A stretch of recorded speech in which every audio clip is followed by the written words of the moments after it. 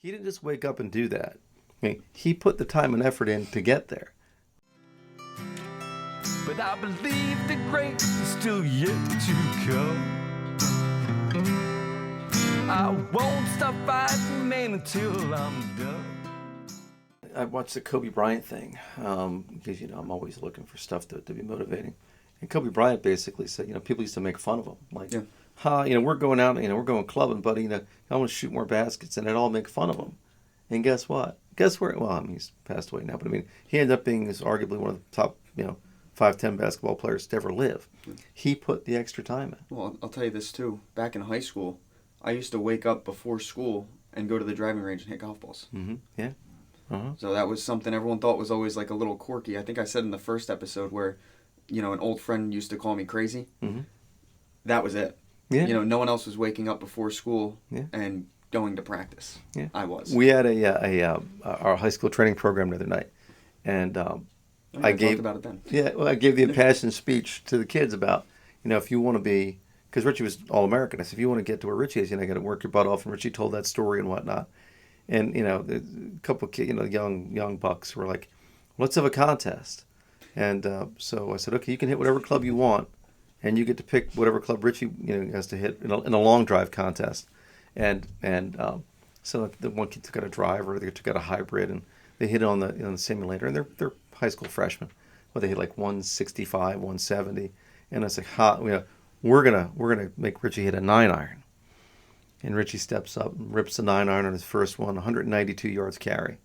And the kid just sat there like completely deflated. I'm like, kids, he didn't just wake up and do that. He put the time and effort in to get there, which is pretty damn impressive. You should see it, man. This kid rocks the ball. But anyway, so with that said, I'll share a story also. My father, and anybody of I guess older than 40, 45 years old can appreciate this. The after school special when you went home. I remember once I came home from school, and I was the only member of my high school team. I was captain at that point, I think, but I was the only member of my high school team that was not a member of the private country club. Mm-hmm. So my dad bought me one of those old school black shag bags. Mm-hmm. And back then it was not frowned upon to hit golf balls over the schoolyard, but apparently now they have signs up the schoolyard you're not allowed to. But so I'm sitting on the couch watching the after school special, my Conjunction Junction and whatnot.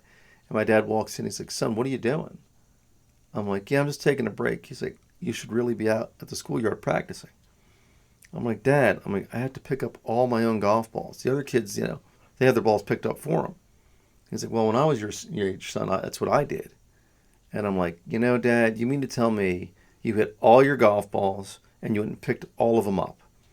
And he looked at me and he said, well, son, it's really not very difficult when they're all about 5 feet apart. Okay. Point taken. So I went out and practiced that day. And that's a series of lifelong lessons I had from my father about prioritizing. So, the point of today, and this is all about performance psychology, is it's okay to have favorites. Yeah. Like what's the Wayback Peabody Time Machine? We're roadies for that band, actually. That's Mary's husband's band. So if you ever Google them and you can follow them, we try to always go out to support that band. That's a fun night. I think it's Peabody's Wayback Time Machine. Yeah. I'm sorry, Gordon. I'm sorry. Sorry, Gordon. Yeah, but yeah, they're it's cool. Shout you guys out next week with the right name. Yes. Well, we self-corrected there, but yeah, we'll go out and we'll do that. We'll have a good time. But that's what we do when we get our stuff done. And prioritizing, I guess, the one thing, as we always talk about, is our goal. If you really want to move somewhere in this world, then you prioritize. Have favorites, but don't play favorites. So what do you think, Richie? I think we covered our ground pretty good today. Yeah. I'd like to say, if you like what we're doing, give us a like, subscribe, share, comment, tell us how we're doing. Any feedback is always great too. So, yeah, I agree with that. Yeah. Actually, really, any feedback is always great as long as it's constructive. Right. Exactly. Right. Yes. Exactly. Yeah. Yeah. We're trying, folks. What did Hammer say last week? He said, or flying the plane while building it or something like that. Yeah. Uh, That is the last thing you want me to do. yeah, right. I mean, you Build know, a plane while it's in the air? Oh, no. brother.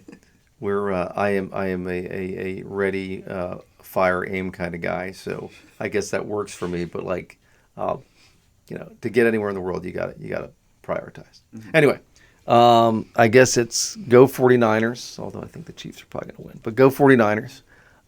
We will see you next week. And again, like Richie said, subscribe if you like it. And I'm Bob Cardia, Dashing Richie Stoltz. the dashing Richie Stoltz, right? dashing. He's going to probably break the internet. Okay. We'll see you next week, guys. Thanks for tuning in. Bye-bye.